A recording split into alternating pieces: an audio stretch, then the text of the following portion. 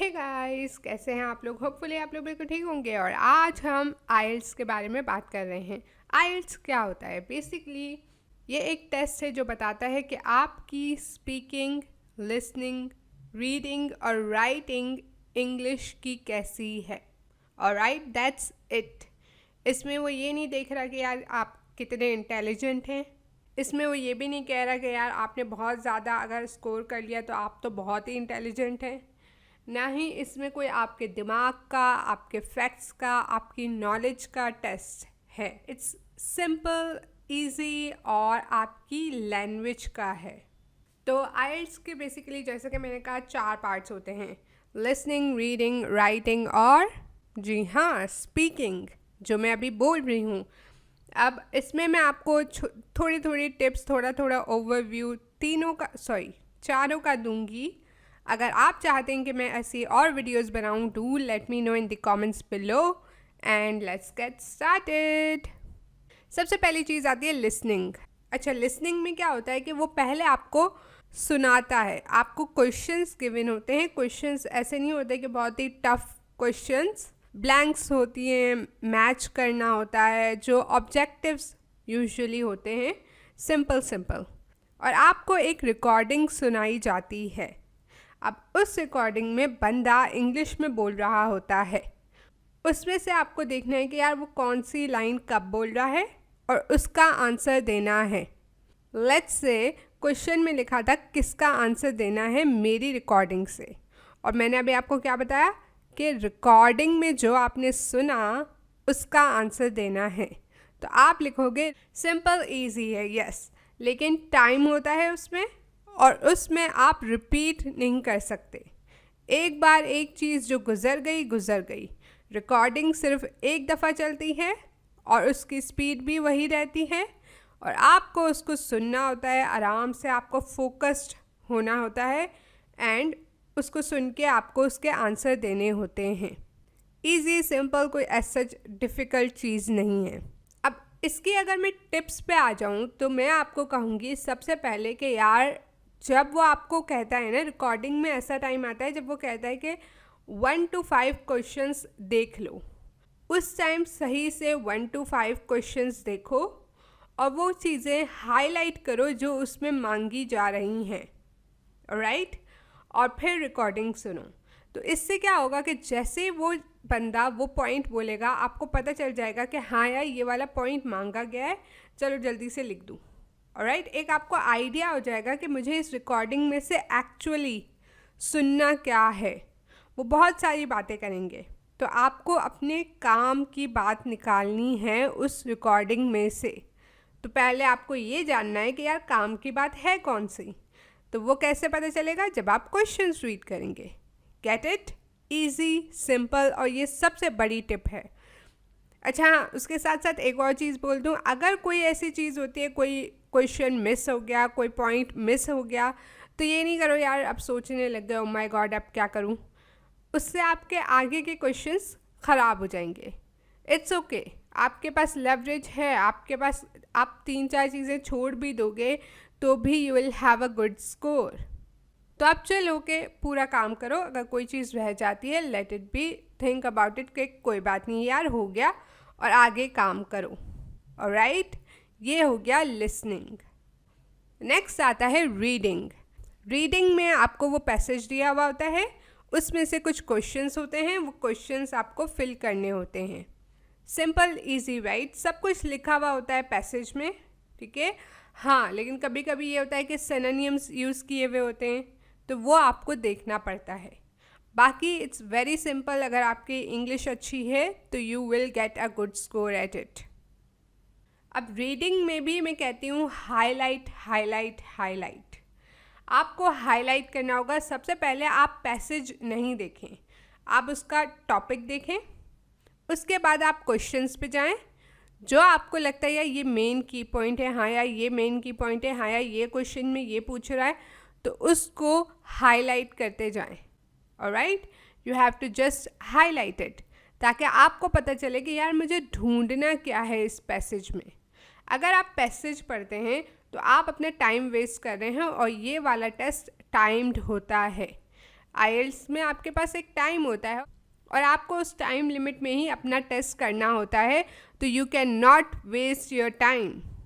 तो पहले क्वेश्चंस पढ़ो, फिर जाके देखो कि यार इसके आंसर्स हैं, कहाँ हैं, कैसे हैं, क्या है, and then start writing them. Again question में कोई कीवर्ड वगैरह है तो उसको हाईलाइट करो। रीडिंग पैसेज में भी हाईलाइट करो, जो चीज़ समझ आ रही है, जो चीज़ लग रही है हाँ यार ये कहीं क्वेश्चन में था, let me highlight it.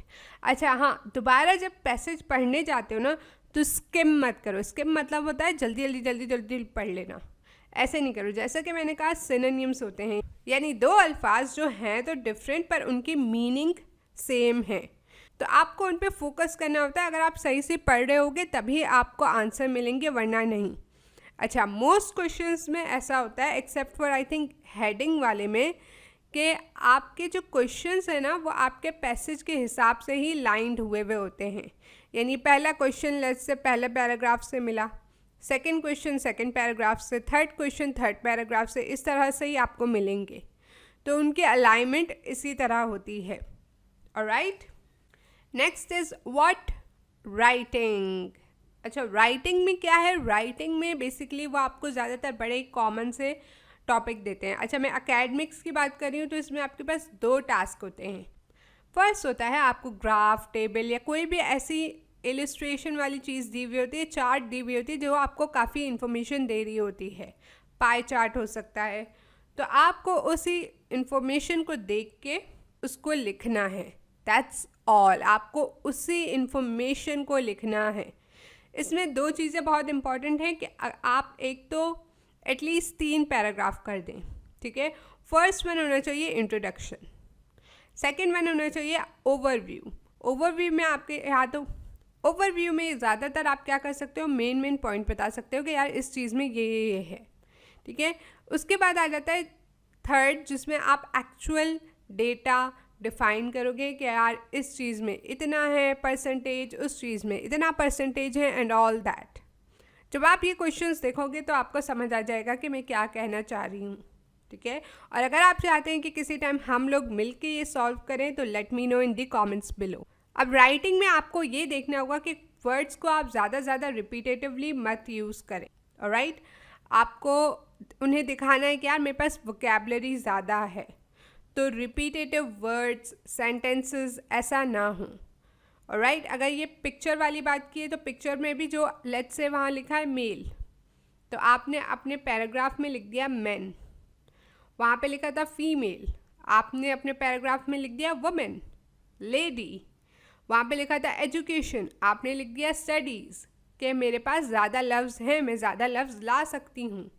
Next आता है, उसमें क्या होता है, अच्छा राइटिंग के 2 टास्क होते हैं। सेकंड टास्क में आपको देखना होता है, आपको छोटा सा कोई टॉपिक दिया हुआ होता है, बहुत सिंपल, बहुत ही कॉमन नॉलेज वाला, और आपको उस पर लिखना होता है, ओपिनियन देना होता है या आर्ग्यू करना होता है या डिफरेंस, व्हाटएवर इट इज़, आपको उसमें पता चल जाएगा। सिंपल ईजी, बस आपकी लैंग्वेज चेक की जा रही है। जैसे कि मैंने कहा कि आपकी नॉलेज इस टेस्ट में नहीं चेक की जाती, ये नहीं देखा जा रहा कि आप फला बंदा कितना होशियार है, आपकी लैंग्वेज की जा रही है। तो आपके पास जो भी आइडिया आ रहा है, जो भी थॉट्स आ रही हैं, राइट दैम डाउन। हाँ, ये देखो उनकी सीक्वेंस ठीक है, वो लैंग्वेज ठीक है, ये सब चीज़ें ज़रूर देखो, लेकिन उसके अलावा आपको टेंशन लेने की ज़रूरत नहीं है। Last thing is speaking. अच्छा, speaking is very simple, very easy, आपको बस बोलना है। जितना आप आइडियाज़ अपने एक्सप्रेस करोगे, ठीक से एक्सप्रेस करोगे, उतना अच्छा है। वो आपको टॉपिक्स देंगे, पहले वो आपसे हेलो हाय करेंगे, आपसे कुछ क्वेश्चंस पूछेंगे नॉर्मल, क्या करते हो, how are you, what's happening and all that, education, do you have a pet or anything, तो इस तरह के क्वेश्चंस पूछेंगे। ऑलराइट, वंस दैट्स डन, वो आपको छोटे मोटे टॉपिक्स देंगे, बहुत ईजी, बहुत जनरल, बहुत ही नॉर्मल से। उसमें अगेन नॉलेज नहीं चेक की जा रही, आपको जो समझ आ रहा है आपको बोलना है। 1 मिनट प्रिपरेशन के लिए दिया जाता है and then you have to speak on it. उसके बाद एंड में वो 1-2 और थोड़े से जनरल क्वेश्चंस पूछेगा। इसमें वो यही देखना चाह रहा है कि यार आप इंग्लिश सही से बोल सकते हो, और जो बोलना चाह रहे हो, जो आपके दिमाग में आइडिया है, क्या उसको आप इंग्लिश में बोल के बता पा रहे हो या नहीं। कितना क्लियर बोलते हो, क्या उसको जो एग्ज़ामिनर है 2-3 दफ़ा देखना पड़ता है, सोचना पड़ता है या ये क्या बोलना चाह रहा है, प्रोनाउंसिएशन वगैरह कैसी है, and that's it, that's all they look for. Again as I said कि ये आपका इंग्लिश का टेस्ट है, आपकी नॉलेज का नहीं, आपकी अकल का नहीं, आपकी स्टडीज़ का नहीं। तो make sure you know it and उस हिसाब से आप प्रिपरेशन करो। Alright guys, so that's it for this video. I really hope आपको अच्छी लगी। If लगी तो make sure to give this video a thumbs up, do subscribe and share, and I will see you guys in my next video. Bye guys.